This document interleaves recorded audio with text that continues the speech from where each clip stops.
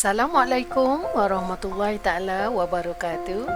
Bertemu kita kembali dan kali ini saya bawakan tajuk berkaitan dengan harmoni.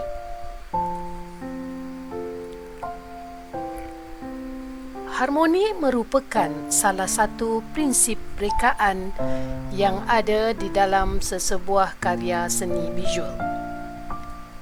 Sebahagian daripada prinsip-prinsip yang seharusnya ada apabila menghasilkan sesebuah karya seni.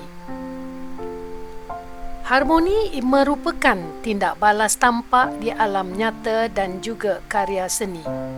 Kesepaduan antara unsur seni seperti warna, garisan, rupa, jalinan, bentuk dan ruang boleh mewujudkan kesan harmoni pada sesuatu karya. Diharapkan selepas anda mempelajari tajuk ini, anda akan dapat memahami prinsip harmoni, mengeksplorasi dan mengaplikasi prinsip harmoni bagi mengukuhkan pemahaman terhadap bahasa seni visual. Diharapkan juga anda dapat menzahirkan idea dan konsep melalui pelbagai sumber dan teknologi dalam penjanaan tugasan. Seterusnya, diharapkan anda semua dapat menghayati hasil karya seni visual. Mari kita lihat slide seterusnya untuk mengetahui penerangan lebih lanjut berkaitan dengan tajuk harmoni.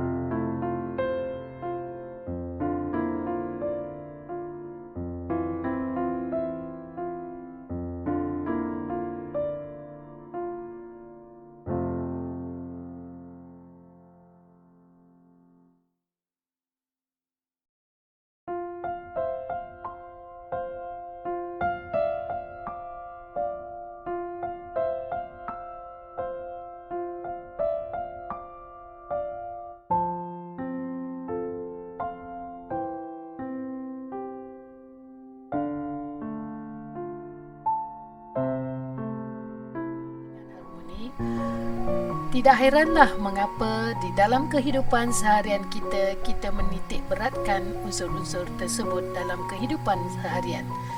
Bagi karya seni yang saya akan tunjukkan di sini, di mana saya cuba menghasilkan sebuah catatan lanskap yang menitik beratkan penggunaan warna-warna yang harmoni. Warna yang saya gunakan ialah warna Alpha Artis, terdiri daripada burnt sienna, lemon yellow atau deep yellow dan juga ultramarine. Dan hari ini saya menggunakan warna burnt sienna, warna deep yellow dan juga ultramarine. Baik, sebelum kita memulakan sesebuah lakaran, perkara pertama yang perlu kita lakukan ialah kita membuat garisan untuk menandakan bahagian langit dan juga bahagian tanah, dan juga kedudukan pokok-pokok sebagaimana yang ditunjukkan pada lukisan yang telah siap dibina. Setelah kita membuat garisan penanda aras tersebut, maka kita boleh lukis kedudukan pokok-pokok yang hendak kita masukkan dalam karya kita.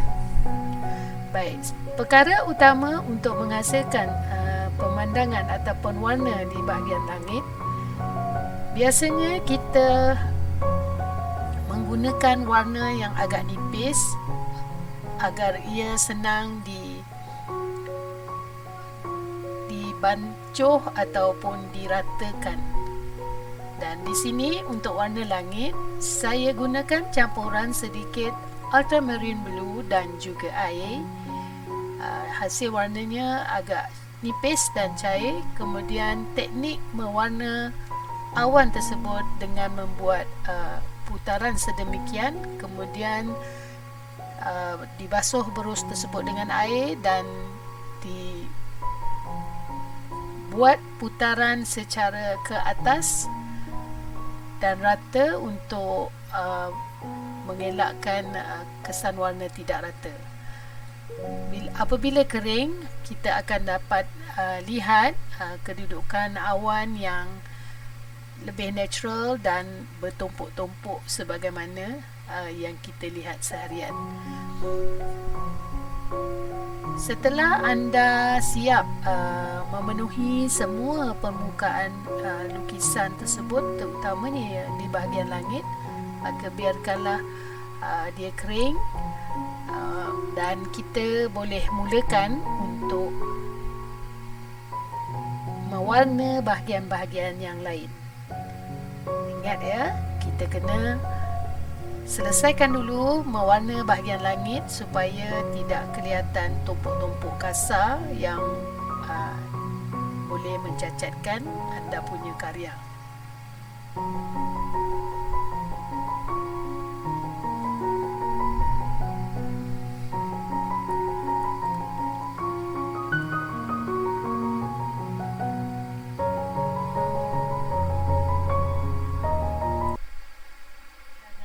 Dapat kita lihat warna langit yang telah siap diwarnakan.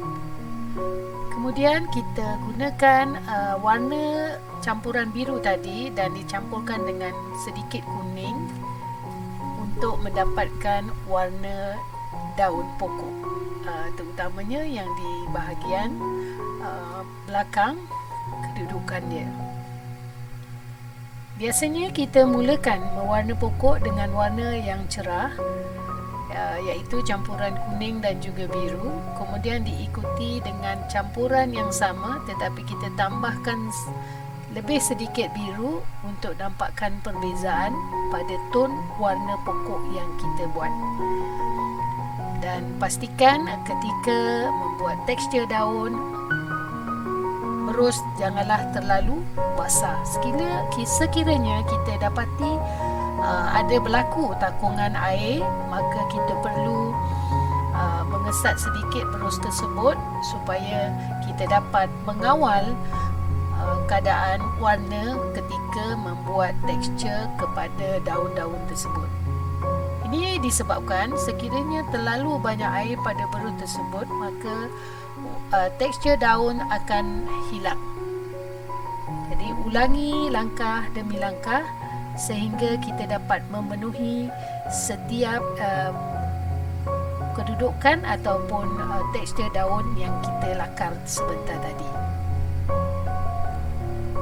Baik, lihatlah betapa kesepaduan dari segi penggunaan warna tersebut sebenarnya dapat menghasilkan satu karya seni yang sangat menarik. Secara tidak langsung sebenarnya apabila kita mewarna, kita dapat menerapkan prinsip-prinsip rekaan yang seharusnya ada pada sesebuah karya lukisan. Baik, setelah setiap pokok yang berada di sebelah kanan saya, kita gunakan warna yang sama, iaitu warna kuning dan campuran sedikit biru untuk kita warnakan tekstur pokok yang sama. Ulangi langkah demi langkah yang sama pada bahagian pokok di sebelah kiri ini sehingga dapat membentuk pokok yang anda kendaki. Seterusnya kita warnakan bahagian pokok yang berada di bahagian belakang ataupun boleh dikatakan di kaki langit. Warna yang diguna adalah warna-warna langit dan ditambahkan sedikit sahaja lagi biru untuk membezakan antara pokok yang kita buat tadi dengan gambaran pokok yang berada di kejauhan.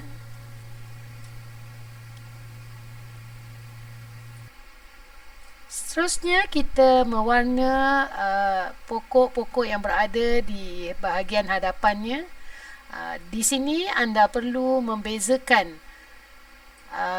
warna yang di bahagian belakang dengan bahagian tengah, seterusnya warna pokok di bahagian hadapan. Kita masih menggunakan warna yang sama, iaitu kuning dan biru. Apa yang membezakannya ialah penggunaan lebih warna biru untuk menggelapkan ataupun menampakkan warna lebih legap pada bahagian pokok di hadapan. Semakin ke hadapan pokok yang kita lukis, warnanya semakin jelas kelihatan. Seterusnya kita warnakan rumput-rumput yang berada di kawasan lapang tersebut. Teknik yang sama kita gunakan dengan warna kuning. Mulakan dengan warna kuning, kemudian campuran kuning dan biru, kemudian warna seterusnya tambah lagi biru untuk mendapatkan kesan warna yang lebih gelap. Baik, ketika melukis rumput-rumput tersebut, kita menggunakan garisan pendek-pendek yang condong, di mana garisan yang berada di kejauhan garisannya lebih halus dan pendek, manakala semakin ke hadapan dengan kita ataupun berhadapan dengan mata kita, maka garisan yang kita lukis seharusnya lebih kasar dan panjang. Baik, setelah kita siap buat rumput berkenaan, kita boleh mewarna warna air. Biasanya warna air dekat garisannya melintang dan kita hanya buat garis span putus-putus, tidak secara keseluruhan. Setelah bahagian air siap, kita bolehlah membuat dahan pokok atau ranting-ranting pokok menggunakan warna campuran bensina dan juga biru. Baik, inilah dia pembelajaran yang saya tamatkan ketika itu dan saya sambungkan dengan pembelajaran fasa 2, di mana dengan hasil lukisan yang sama boleh kita tambah elemen-elemen pokok ataupun apa saja yang dipikirkan perlu. Baik, bagi catatan ini saya menambahkan pokok yang berada di bahagian hadapan sekali, dan dah tentulah warna pokok tersebut lebih terang dan jelas dan warna dia agak legap. Pada permulaan saya melukis ataupun mewarna menggunakan warna bensina dan juga biru. Saya lakarkan warna-warna pokok tersebut dan juga ranting-ranting yang berkaitan. Bila menggunakan brush halus, seharusnya kita menggunakan berus halus yang lebih bersifat linear ataupun liner, kerana berus halus yang runcing ini sangat sesuai untuk kita melakar ranting-ranting halus. Setelah siap, barulah kita masukkan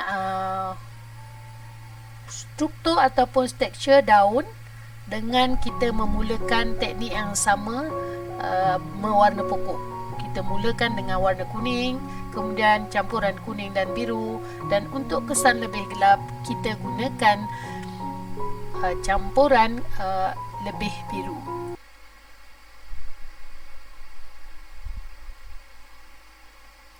Setelah siap, kita boleh letakkan ranting-ranting pokok ataupun pokok yang bersesuaian untuk tidak menampakkan karya kita kosong selain daripada lakaran yang pertama.